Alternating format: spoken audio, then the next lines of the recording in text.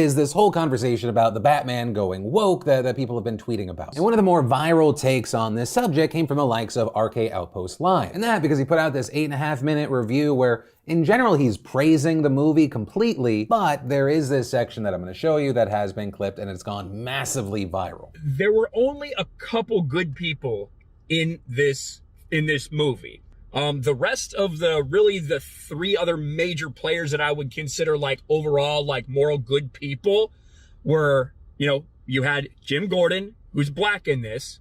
You had Catwoman, who's not white in this. And then you had the mayor, who's a black woman. Again, very much on the nose for current day Hollywood. My experience with it is an 8 out of 10. I want an apology. Ultimately, if you're looking for an apology from me because Ryan hurt your feelings, you've come to the wrong place. You're not getting an apology from me. I'm not going to ever apologize because your feelings were hurt, and I'm not going to ask anyone on my team to apologize because your feelings were hurt. Ryan made factual statements in the clip that has gone viral, and if you are offended by that, that's a you problem, not a me problem. What's up, geeks and gamers? It's Jeremy coming to you with another video, and today I'm finally back home from traveling. It's been a hell of a week for geeks and gamers. We're going to talk about the situation with Ryan, RK Outpost, and the clip that has been everywhere. At the time of me recording this video, that clip has 1.1 million views on Twitter alone. That's just that particular one. People have ripped it and put it everywhere else. It's been all over social media, all over YouTube, all over Facebook, all over Instagram. It's been awesome. I've seen big-time YouTubers covering it, small YouTubers covering it, loser YouTubers covering it. I've seen everyone talking about it, and it's been great. I've loved all the attention. It's been fantastic. But even Philip DeFranco covered it in his show today. What the fuck? Why? Philip DeFranco. So yeah, it's been everywhere. But ultimately, to be clear, no apologies will be made. Why would I apologize because Ryan gave his opinion? Have you ever watched Ryan? Fuck! God damn it! Is that the most offensive thing that Ryan's ever said? No. They don't give a shit. They have no integrity. They're doing this stuff. They are in Disney's pocket. That is obvious. Was what he said offensive? No.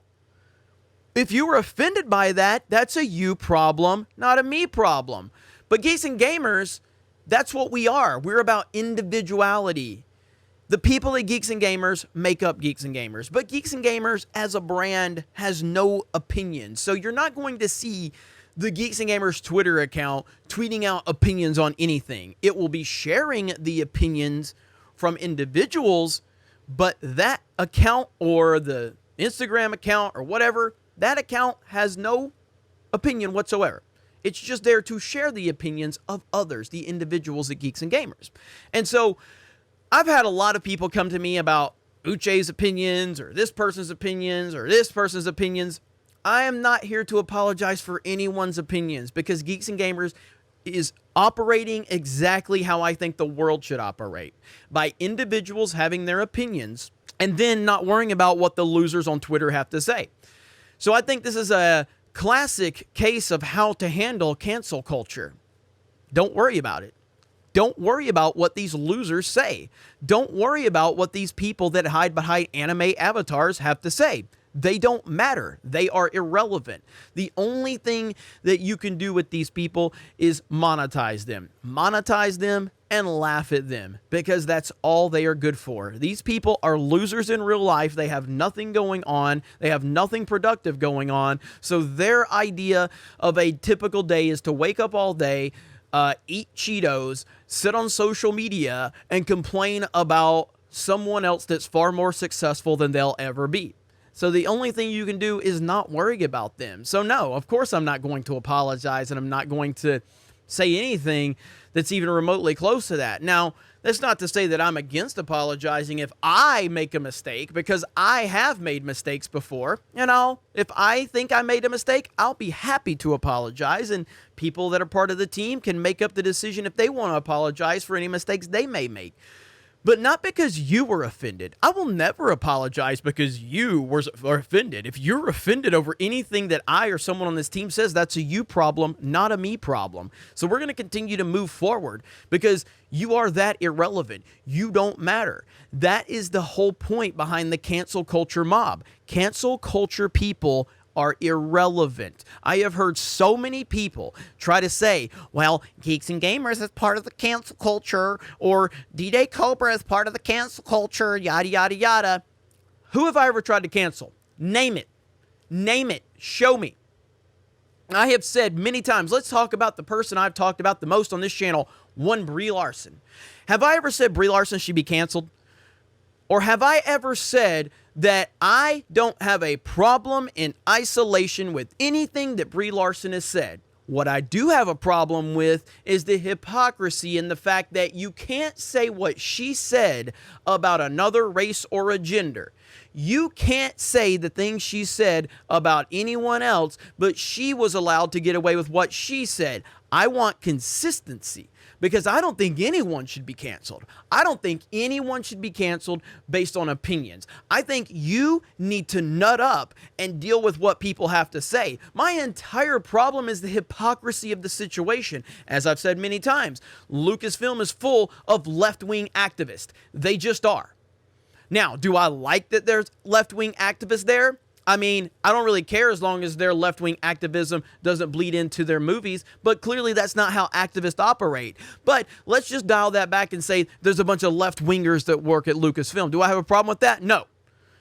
But when their politics bleed into the creative process, absolutely. So then I have to ask the question, if you have a bunch of left-wing activists at your company and you're all about diversity and inclusion and representation, then I go, where's the Trump supporters?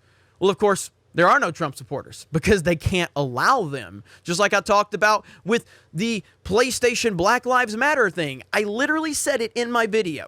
If you're going to have a Black Lives Matter theme, then why don't you have a MAGA theme? Why not? What's the problem? What's it hurting?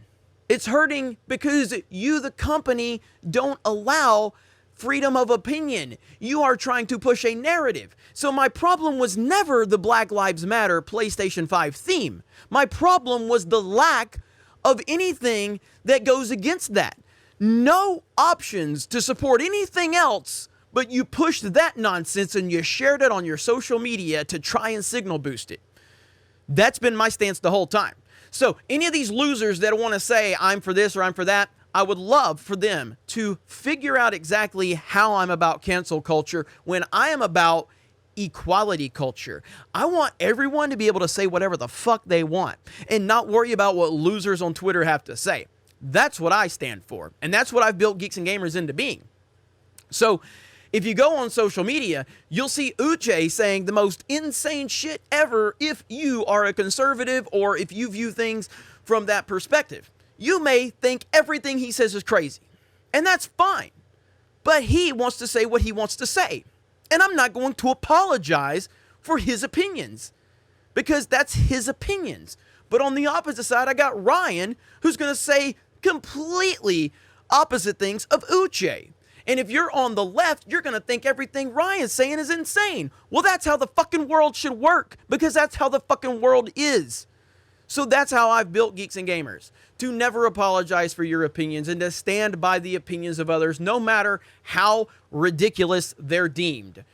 That's how it's going to be. If you can't deal with that, then go find IGN or Kotaku or G4 or some other shill site because this ain't it. We are here to give our opinions. We are not going to apologize. We are not going to pander to you. You can go fuck yourself if you were offended by Ryan's words. You can go fuck yourself all day long. I don't care. Because at the end of the day, we're about individuality and we're going to keep moving forward. You guys have a great day. Thank you very much for checking out this video. And we will talk to you later.